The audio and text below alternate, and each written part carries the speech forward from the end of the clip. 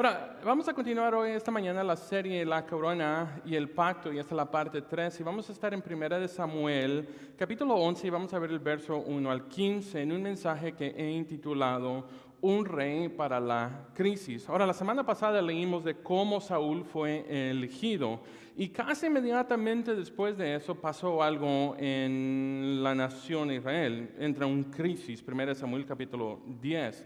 Hoy vamos a leer sobre Nahas, el rey de los amonitas, y cómo él rodeó la ciudad con su ejército, la ciudad de Jabes de Galad, y, que está en el extremo oriente del territorio israelita. Y miremos lo que está pasando aquí en 1 Samuel capítulo 11, vamos a ver el versículo 1 al 7, y dice así. Después subió Nahas amonita, acampó contra Jabes de Galad y todos los de Jabes. Dijeron a Nahas, haz alianza con nosotros y te serviremos. Y Nahas amonita le respondió, con esta condición haré alianza con vosotros, que a cada uno de todos vosotros saque el ojo derecho y ponga esta frente sobre todo Israel. Entonces los ancianos de Jabes le dijeron, danos 7 días para que enviemos mensajeros por todo el territorio de Israel, y si no hay nadie que nos defienda, saldremos a ti. Llegando los mensajeros de Gabán de Saúl, dijeron estas palabras en oídos del pueblo, y todo el pueblo alzó su voz y lloró. Y he aquí Saúl, que venía del campo tras los bueyes, y dijo Saúl, ¿qué tiene el pueblo? ¿Qué llora? Y le contaron las palabras de los hombres de Jabes. Al oír de Saúl estas palabras, el Espíritu de Dios vino sobre él con el poder, y él se encendió en ira y gran manera. Y tomando un par de bueyes, los cortó en trozos y los envió por todos los territorios de Israel por medio de mensajeros, diciendo, así se hará con los bueyes de los que no salieren pos de Saúl y pos de Samuel. Y cayó temor sobre el pueblo, y salieron como un solo hombre. Ahora, ¿sabes que todo líder parece impresionante cuando las cosas son fáciles? Pero la verdad o la verdadera prueba de liderazgo llega en el tiempo de crisis. Y la crisis en la vida no solo revela sobre el individual o sobre nosotros, pero también revela nuestro carácter. Revela también el carácter de una iglesia, el carácter de una familia y el carácter de una nación. Y aquí en 1 de Samuel capítulo 11, Israel enfrentaba un crisis. Mira conmigo la aplicación esta mañana. Hay verdades que no aprendemos en tiempos de comodidad. Porque hay lecciones que aprendemos en una crisis, aprendemos quiénes son nuestros amigos en una crisis, aprendemos en qué creemos realmente en medio de una crisis, y también aprendemos quién es nuestro rey en medio de una crisis. Y cuando llegamos a 1 Samuel capítulo 11, Saúl ya había sido elegido, Saúl ya había sido ungido. Pero algo que Saúl todavía no había sido, y eso es que Saúl todavía no había sido probado. De hecho, al final del capítulo 10, el verso 27, habían unos hombres que, hablando de Saúl, decían, ¿cómo puede este tipo salvarnos? Hablando de Saúl claramente. Bueno, esa es la pregunta, ¿no? Si Saúl realmente puede ayudar al pueblo de Dios. Ahora, recordemos que Dios nos enseña una lección que recorre de verdad en todas las Escrituras, y es que el Señor a menudo permite una crisis para poder revelar su liberación y su poder. Pero desde el principio quiero que entendamos algo mientras leemos este capítulo. Desde el principio de este capítulo que queremos de verdad, si lo estás apuntando, que se trata mucho más que Saúl, porque en sí este capítulo nos apunta hacia el rey mayor, hacia el rey que vendrá. Y es un recordatorio para nosotros que cuando el pueblo de Dios está indefenso, Dios provee un libertador. Cuando los pecadores son impotentes, Dios envía a un Salvador.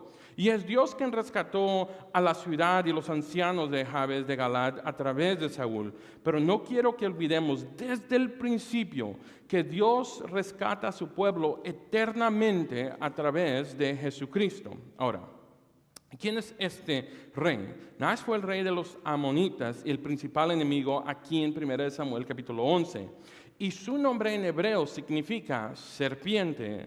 Y los amonitas eran descendientes de Beamín, el hijo nacido de Lot a través de su hija menor. Si quieres leer más sobre eso, lo puedes ver en Génesis 19. Ahora, los amonitas vivían al este del río de Jordán y eran enemigos frecuentes de Israel durante el periodo del Antiguo Testamento. Antes de continuar, quiero que te fijes de algo muy importante en el verso 1 si tienes tu Biblia. Porque en el verso 1 de verdad habría una oportunidad para que estos hombres dijeran, ¿sabes qué? Nosotros nos metimos en este lío, era un momento para que los hombres de Jabes, de Galad, de esa ciudad, una oportunidad donde ellos confesaran y dijeran, ¿sabes qué? Necesitamos a Dios, necesitamos que nos rescate Cristo. Pero ¿qué es lo que ellos hicieron? Ellos dejaron a Dios a un lado por completo y se ofrecieron para ser siervos de los amonitas. Y aquí vemos el triste efecto del pecado y la vida descuidada que baja el ánimo de los hombres. Lo que estamos viendo aquí son hombres supuestamente que creen en un Dios maravilloso y grande. Les falta valentía. Y antes de continuar, me gustaría añadir que Nahash representa al enemigo que el pueblo, de verdad que el pueblo de Dios no puede derrotar con su propia fuerza.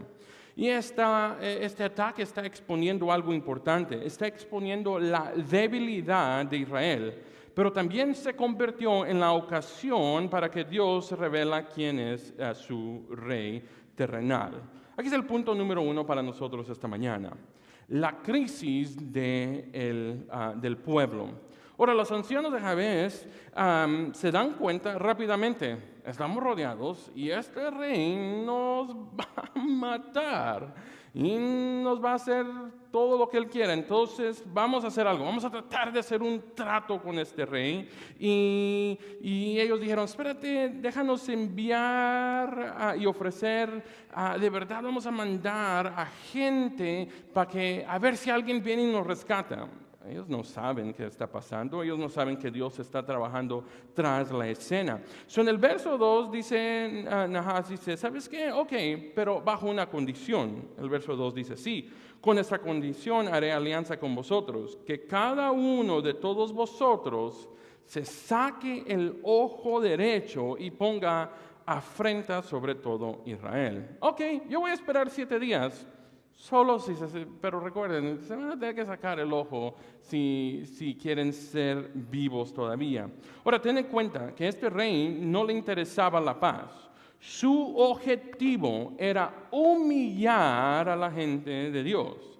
La gente de Jabes, de Galad, llenos de miedo. Así que el verso 3 dice, los ancianos le pidieron los 7 días. Y claro que tenían miedo ante la verdad que no hubiera quien los salvara. Pero perder un ojo sería mejor que perder la vida. Piensa en esto. Si quieres resumir lo que está pasando aquí, yo lo resumiría de esta manera. El pueblo está en un desastre. La nación está indefensa y el futuro parece condenado. Ahora, permítame pausar, si puedo, aquí la historia y sugerir que el pecado nos pone en la misma situación. Esta escena de verdad es una imagen para nosotros, nos está mostrando la condición humana, porque aparte de Cristo, estamos nosotros cautivos por el pecado, bajo el juicio, incapaces de salvarnos a nosotros mismos y sin esperanza.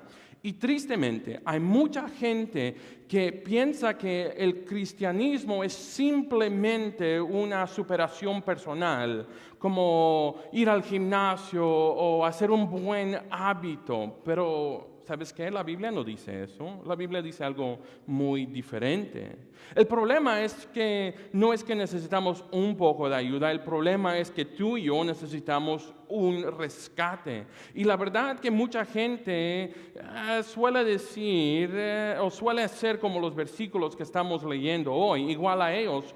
Tú y yo no nos podemos salvar nosotros mismos. Y tristemente hay mucha gente alrededor del mundo que quiere negociar con su pecado. Quiere paz con su pecado, quiere paz con su rebelión, pero el pecado nunca se conforma con un poquito, ¿tú sabes? El pecado quiere tomar todo control de tu vida. El pecado siempre va a buscar la dominación de tu vida. El diablo nunca quiere solo un poquito de ti, quiere destruir no solo a ti, tu familia y tus descendientes. Pero como creyentes nosotros sabemos que las crisis a menudo se convierten en el escenario perfecto que Dios muestra su poder. Y como muchos de nosotros quizás tenemos experiencias en nuestra vida que a veces Dios nos deja ver nuestra debilidad, que finalmente nosotros llegamos a depender en su fuerza. Ahora, cuando volvemos al verso 4 y 5, Saúl entra en la escena y te das cuenta lo que está pasando, lo que está ocurriendo aquí. El verso 6 nos dice su reacción: y el Espíritu de Dios vino sobre él con poder y él se encendió en ira en gran manera. Aquí está el punto número 2 para nosotros esta mañana: la llamada del rey. Así que el Espíritu empodera al siervo de Dios y todo cambia en el versículo 6. Cuando Saúl escucha estas palabras, el Espíritu de Dios vino poderosamente sobre él y su ira fue aumentada furiosamente. Fíjate algo importante aquí. El héroe de esta historia, en última instancia, si estás escribiendo notas, escribe, no es Saúl. El punto de inflexión no es el valor de Saúl. El punto de inflexión es el Espíritu de Dios. Saúl se vuelve valiente porque Dios le da el poder. El Espíritu de Dios vino sobre él. Es el Señor quien lo mueve, es el Señor que lo fortalece, es el Señor que lo prepara. Esta es la obra de Dios desde el principio a fin. Y Saúl envía trozos de bueyes por todo Israel y convoca a la nación para batalla. Y dice el verso 7 que la gente responde. El temor del Señor cayó sobre el pueblo, y enviar estos fragmentos por toda la tierra, Saúl recordó al pueblo de su pacto de sangre con Dios y entre ellos, advirtiendo que la apatía hacia sus hermanos sufrientes en el pueblo de Jabes no era una opción. En otras palabras, era un pecado contra el cuerpo corporativo. El pueblo no respondió solo por medio a la ira de Saúl o por el deseo de salvar su propio ganado. En cambio, Dios depositó soberanamente un temor reverente, un temor en sus corazones. Y esta intervención divina provocó una nación fracturada, temblorosa, de repente viene a ser una nación unida. Ahora, yo no sé si tú has pasado un tiempo donde te ha dado mucho miedo. Y no estoy hablando que te metes al baño, cierras la puerta y dices la llorona 3 veces. No, lo que estoy hablando, ¿ok? Estoy hablando de un temor donde no sabes qué va a pasar con tu vida. No estoy hablando del ratoncito que salió la semana pasada. Estoy hablando de un temor, si no sabes, si de esta no me salgo, no sé qué va a pasar. Pues este temor aquí no era un temor que paralizó, pero más bien era un temor que dijo: estoy con ustedes, vamos hacia la batalla. Y mira, cuando Dios interviene aquí, de verdad lo que está pasando cuando Saulo cortó los pedazos y los mandó a todos, es que lo que está pasando es que está recordando a la gente: hicieron un compromiso y necesitan la valentía para seguir adelante. Mira conmigo 1 Samuel capítulo 11, verso 8 al 11, y dice así: y contó en Besec, y fueron los hijos de Israel 300,000, y 30,000 los hombres de Judea. Y respondieron a los mensajeros que habían venido: así diréis a los de Jabes de Galad, mañana al calentar el sol seréis liberados. Y vinieron los mensajeros y anunciaron a los de Jabes, los cuales se alegraron. Los de Jabes dijeron a los enemigos, y me imagino que en esta vez lo dijeron con hoy sí te vamos a dar una paliza, vas a ver. Me lo dijeron tal vez con, tenemos un campeón, y tal vez ellos le dijeron, mañana saldremos a vosotros y para que hagáis con nosotros todo lo que bien os pareceré. Y aconteció que el día siguiente dispuso Saúl al pueblo en 3 compañías y entraron en medio del campamento a la vigilia de la mañana y hicieron a los amonitas hasta que el día calentó. Y los que quedaron fueron dispersados de tal manera que no quedaron 2 de ellos juntos. Lo que vemos aquí es cómo Dios une a un pueblo dividido, cómo Dios restaura la unidad en una nación fracturada. En el medio de crisis, o te pones fuerte o sales corriendo, ¿no? En tiempos de crisis vamos a mostrar de verdadmente quién tú eres. En tiempos de crisis tú vas a ver si de verdad crees en el Dios del universo o solo te gusta venir y cantar cantos. En tiempos de crisis vas a ver qué es tu fundación. En tiempos de crisis vas a ver con quién te casaste. En tiempos de crisis vas a ver si tienes los amigos que pensabas que tenías. Son en estos tiempos cuando la vida pasa a una etapa que nosotros no esperábamos, va a mostrar quiénes nosotros somos. Pero ¿sabe lo más lindo, lo más bonito? Que en tiempos de crisis también algo más muestra. Muestra la fidelidad de Dios. Muestra que Dios no rompe sus promesas. Muestra que Dios siempre ha sido, es y será lo que nosotros necesitamos en todo tiempo. Así que el pueblo se une. Una nación dividida se convierte en una nación unida. Una nación temorosa se convierte en una nación valiente. Y el verso 11, Saúl ataca, los amonitas son aplastados y la gente es rescatada. Pero creo que la razón por qué hubo una victoria en el verso 11 es por lo que pasó en el verso 6. ¿Y qué es lo que pasó en el verso 6? El Espíritu de Dios vino sobre él con poder. Hermanos, hay momentos en nuestra vida, si no fuera por el Espíritu de Dios, no tuviéramos la valentía que nosotros necesitamos.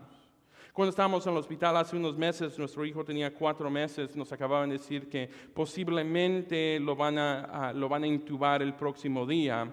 Yo hice la oración y me di cuenta después que mi esposa también hizo la oración, donde dijimos, Señor, si te lo vas a llevar, está en tus manos. Si se va a quedar, gracias por permitirlo.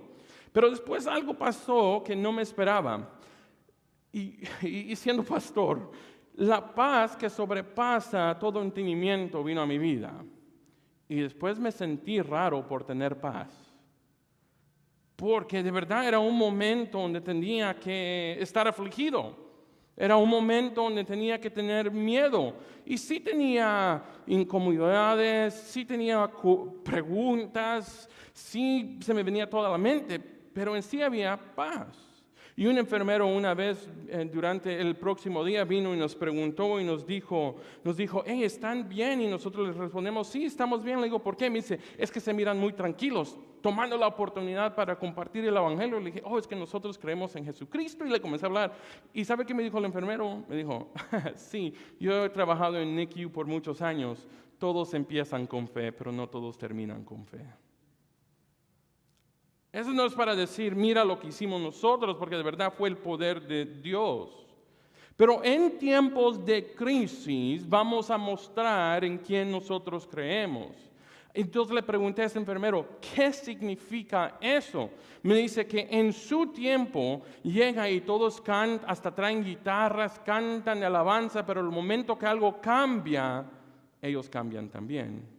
Comienzan a maltratar a todos, comienzan a gritar, comienzan a decir, ¿por qué te serví toda mi vida y no me diste nada? Comienzan a halagar a Dios que supuestamente ellos confían en.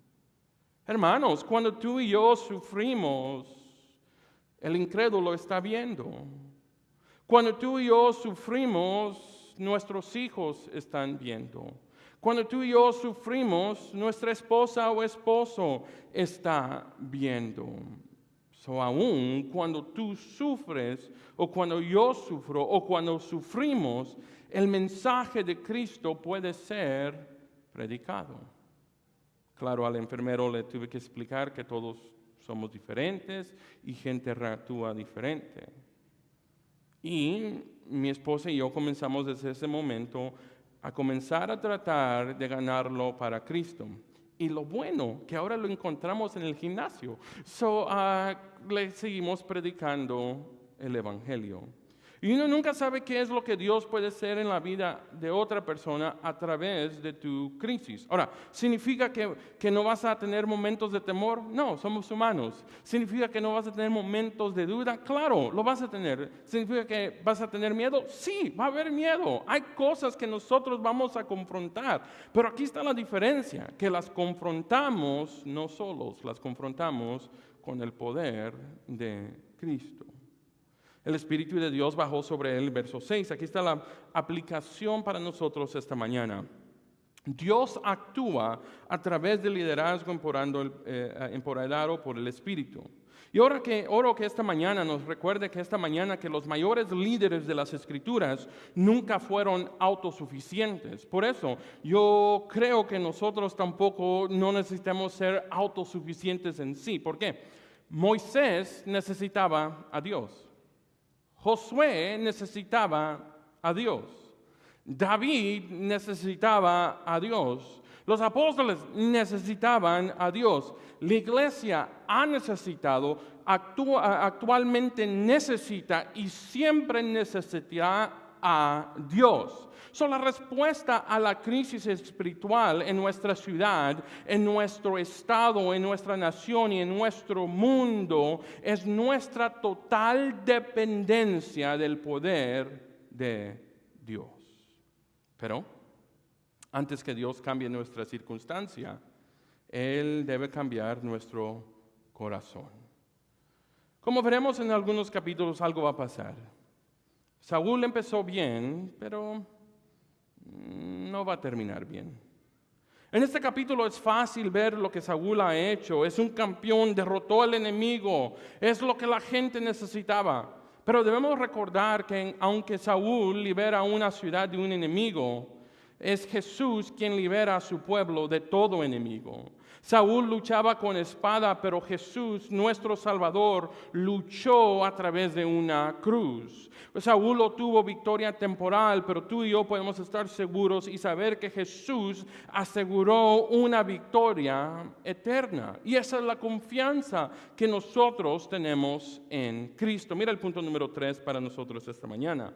La respuesta del rey, 1 Samuel capítulo 11, versos 12 al 15, dice así. El pueblo entonces dijo a Samuel, ¿quiénes son los que decían, ¿ha de reinar Saúl sobre nosotros? Danos a esos hombres y los mataremos.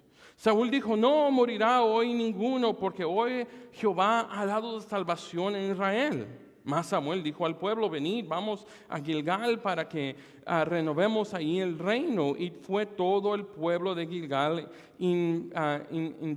invistieron ahí a Saúl por rey delante de Jehová en Gilgal. Y él sacrificaron ahí ofrendas de paz delante de Jehová y se alegraron mucho ahí. Y Saúl y todos los de Israel. Ahora, de verdad, tras la victoria la gente está emocionada. Están todos felices. Acaban de ganar algo que era imposible. Dios acababa de hacer algo grande. Saúl fue el campeón.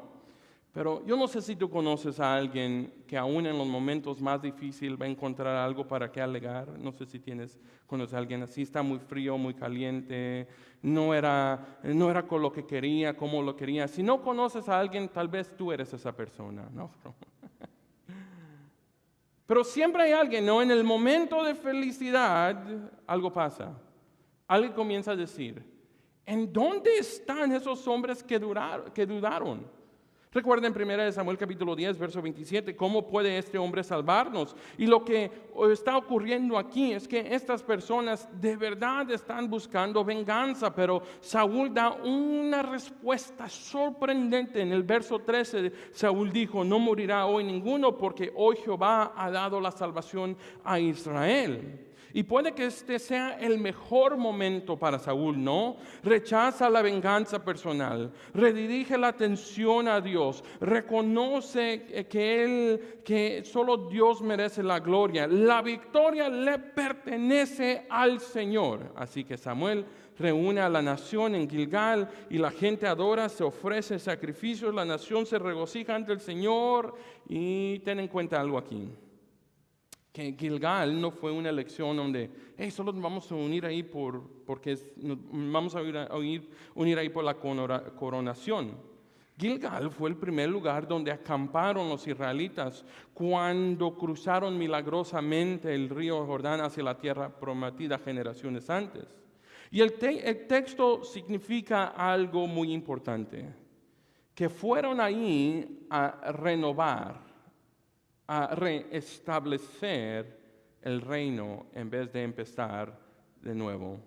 Quiero añadir algo que no necesariamente está en el texto, pero es un recordatorio, hermanos, que a veces en la vida nosotros tal vez queremos empezar de nuevo. Ya viene enero, ¿no? Nuevo año, nuevo yo, pero a veces no puedes empezar de nuevo y seguir adelante hasta que arregles los puentes que has derrotado el año pasado.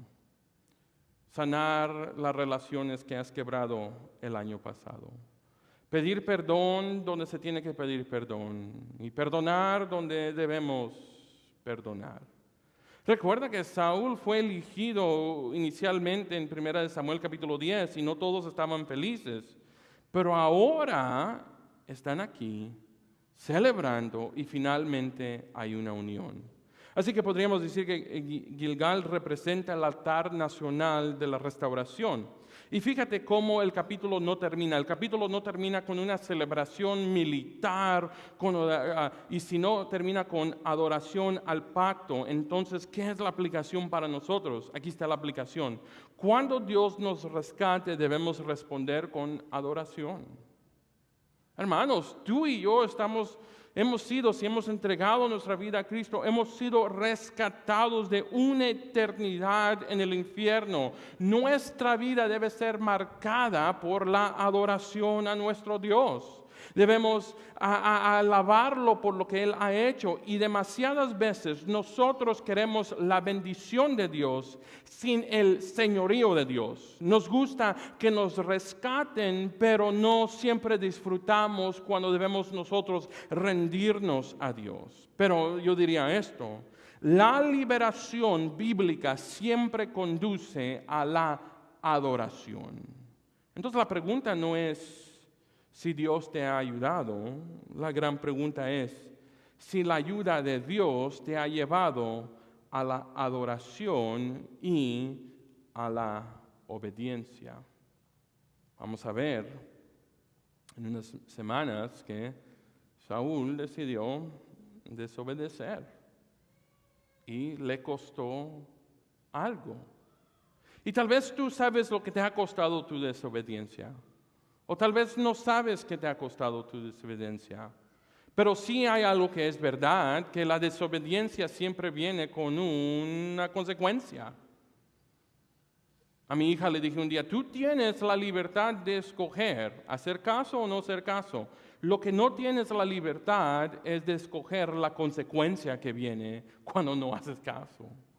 No tienes la libertad de escoger la consecuencia si sí haces caso o no haces caso. Y el problema en muchos casos con nuestra generación o esta generación es que quiere la libertad de escoger liberalmente lo que ellos quieren hacer, pero a la misma vez quieren escoger o quieren tener la libertad de escoger la consecuencia, pero no trabaja así. Con cada decisión viene una consecuencia positiva o negativa. Aquí es el punto número 4, el mejor rey. En el capítulo 10, la gente se preguntaba si Saúl podría salvarlos y por este momento sí lo hizo. Pero la historia de Saúl, como lo he dicho muchas veces, termina bien trágica. Habrá desobediencia, habrá fracaso y él caerá. En sí el capítulo nos deja con la esperanza de un rey mejor. Un rey que nunca falla, un rey que nunca peca, un rey que nunca pierde su reino, y ese rey es Jesucristo. Y hoy el mismo rey que murió en la cruz por ti, hoy ese mismo rey te ofrece el perdón y te da vida eterna a aquellos que lo aceptan y creen en él. Hermanos, el enemigo es fuerte y el crisis es real, y Dios ha proveído un rey. Y esta mañana yo te ruego que confíes en el Rey de Reyes. Si no has entregado tu vida a Cristo, esta mañana yo ruego que tú te rindas y le des tu vida a Dios. ¿Por qué?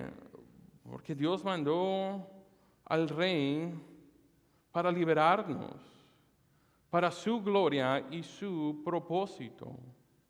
Y si tú eres un cristiano esta mañana, la pregunta que tengo para ti es: ¿vives una vida que glorifica al Rey? Inclinemos nuestros rostros esta mañana. En unos momentos van a haber unas personas aquí que quieren orar contigo. Van a haber unas personas aquí que tal vez si tú esta mañana quieres aceptar a Cristo como tu Salvador, reconciliarte, ser miembro, saber cómo ser bautizado, ellos están dispuestos para orar contigo. Voy a hacer una oración, el grupo después va a pasar y va a cantar, y ahí es donde vas a tener la oportunidad para que alguien ore contigo. Señor, venimos delante de ti y te damos gracias por tu gran amor. Tú eres fuerte y siempre tú eres fiel. Y esta mañana, Señor, tú nos has dado muchas victorias en nuestra vida, pero esta mañana nos recordamos que tú eres el Rey no solo de nuestras vidas los domingos, pero tú eres el Rey en todas las áreas de nuestra vida. Si hay alguien aquí que no te conoce, mi oración esta mañana es que hoy su vida sea transformada por el amoroso sacrificio que tú hiciste. No solo ofreciste el camino, sino que, Señor, tú eres el camino. En nombre de Cristo Jesús. Amén y amén.